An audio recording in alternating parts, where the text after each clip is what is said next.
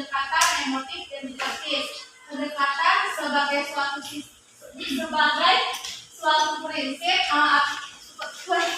prinsip dasar atau landasan yang digunakan oleh seseorang sewaktu mengapresiasikan suatu karya sastra dapat bermacam-macam. Apresiasi sendiri berasal dari bahasa Latin yaitu appreciation, yang berarti mengindahkan atau menghargai. Sedangkan menurut terminologi, apresiasi sastra sendiri dapat diartikan sebagai penghargaan, penilaian, atau pengertian terhadap suatu karya sastra berupa prosa fiksi, drama maupun puisi. Nah, teman-teman belajar apresiasi sastra sendiri pada hakikatnya adalah belajar mengenai hidup dan kehidupan. Melalui karya sastra, manusia dapat menemukan gizi batin, sehingga sisi-sisi baik, sisi-sisi gelap dalam hidup dapat tercerahkan lewat kristalisasi nilai yang terkandung dalam suatu karya sastra. Nah, inti poin dari materi kami yaitu yang pertama adalah pendekatan emotif. Pendekatan emotif. Aminuddin 2004 mengungkapkan pendekatan emotif adalah suatu pendekatan yang berusaha menemukan unsur-unsur yang ajukan emosi atau perasaan pembaca. Ajukan emosi ini berhubungan dengan keindahan penyajian bentuk, dan ajukan emosi ini juga berhubungan dengan isi atau gagasan yang lucu ataupun menarik. Nah, pendekatan ini berusaha mengarahkan para pembaca untuk menemukan dan menikmati nilai keindahan estetis dalam suatu karya sastra, baik dari segi bentuk maupun dari segi isi. Nah, prinsip-prinsip dasar yang melatar belakangi pendekatan emotif ini adalah pandangan cipta sastra yang hadir dari hadapan penonton. Dengan menerapkan pendekatan emotif ini diharapkan oleh para pembaca agar dapat menemukan dan menikmati setiap karya sastra yang ada. Nah, dalam pelaksanaannya pendekatan emotif ini akan dihadapkan oleh banyak pertanyaan. Contohnya, adakah unsur-unsur keindahan yang akan saya baca? Bagaimana cara pengarang menemukan keindahan itu? Bagaimana wujud keindahan itu sendiri setelah digambarkan oleh pengarangnya. Nah, dan berapa banyak keindahan yang dapat ditemukan. Nah, selain berhubungan dengan nilai keindahan seperti gaya bahasa, pola perujukan juga mengaruhi suasana hati para pembaca. Nah, gaya bahasa seperti metafora, simile, dan perkataan setting itu sangat menghasilkan panorama yang menarik.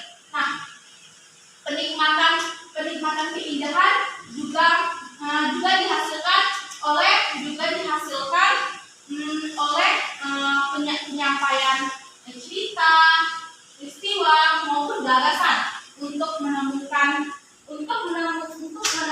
dan menikmati cipta sastra yang mengandung unsur-unsur. Kita dapat melihat dan membaca seperti humor, satirik, sarkasme, atau ragam komedi lainnya. Nah, masalah pola rujukan di sini kita juga menghasilkan penikmatan keindahan, karena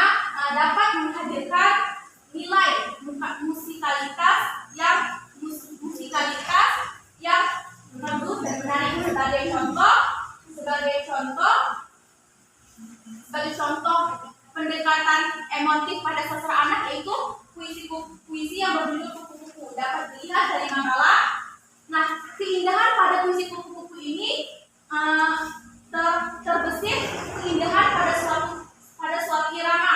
Nah, keindahan tersebut pada suatu irama. Nah, keindahan puisi tersebut menggunakan nada yang datar dan sedikit turun. Dan tempo yang digunakan pada puisi tersebut juga menggunakan tempo yang pelan.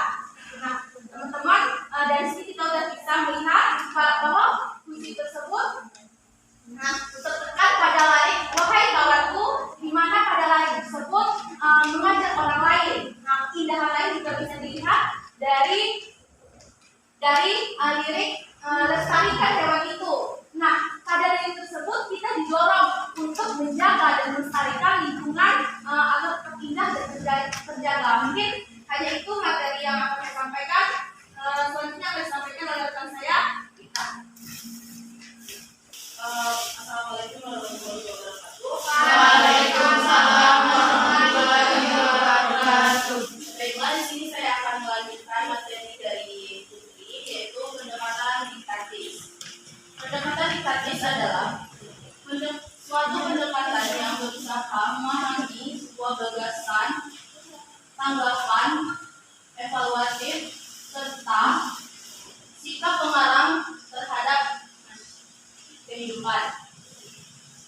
Secara harfiah, pendekatan diktatis ini juga berarti mendidik. Pendekatan diktatis ini muncul karena adanya mutu yang terdapat dalam karya sastra yang ditetapkan oleh nilai pemanfaatan karya sastra tersebut. Maksudnya, semakin banyak nilai yang terkandung nilai diktatis yang terkandung dalam suatu karya sastra, maka semakin tinggi mutu yang terdapat dalam karya sastra tersebut. Pendekatan diktatis ini juga pada dasarnya itu adalah sebuah karya sastra yang sudah mencakup jauh dari pesan yang tersurat berada dalam sebuah cipta karya. Oleh sebab itu, suatu pengapresiasi karya sastra itu hendaknya memiliki sifat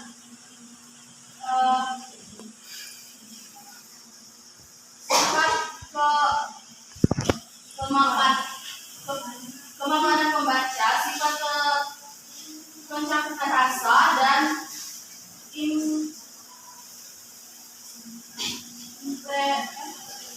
intelektual.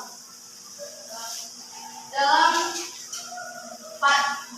pada pembaca biasanya itu mencari pokok bahasa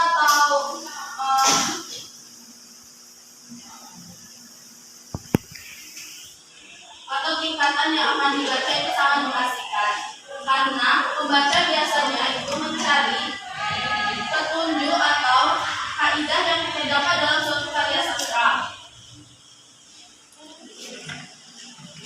Karya sastra diktatis juga diawali dengan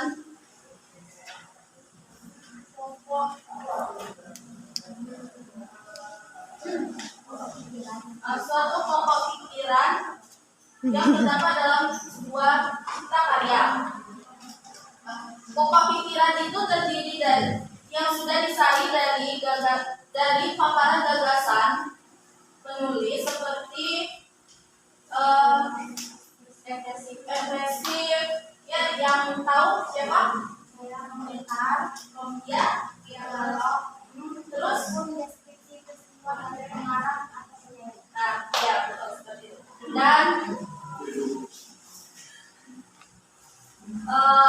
pendekatan diktatis ini juga mengolah pikiran kita dan memberitahu kita nasihat yang baik dan buruk, yang seperti terdapat pada sebuah drama Malin Kundang itu, di mana kita melihat Malin Kundang itu di akhir cerita meninggal karena dia durhaka kepada orang tuanya. Maka yang dapat kita ambil di situ, kita harus menjadi anak yang berbakti kepada orang tua supaya kita tidak durhaka dan mendapatkan azab.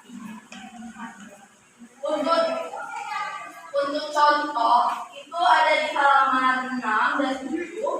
Itu yang pertama ada pada Sabtu sore saya, ayah, ibu, nenek pergi ke saya, ayah, ibu, nenek itu mengerjakan sholat dan setelah itu baru bermain di tanah lapang. Mohon maaf jika salah, saya itu tidak terlalu pintar dalam baca puisi. Itu dapat kita simpulkan jika anak-anak itu bermain harusnya di hari Sabtu sore atau Minggu, karena kalau hari-hari yang lain kita itu harus mengerjakan PR sekolah dan sholat itu harus sebaiknya dilakukan berjamaah, dan juga untuk bermain sebaiknya di tanah lapang karena kalau di tempat-tempat yang lain itu takut berbahaya. Baiklah, mungkin hanya itu yang dapat saya sampaikan.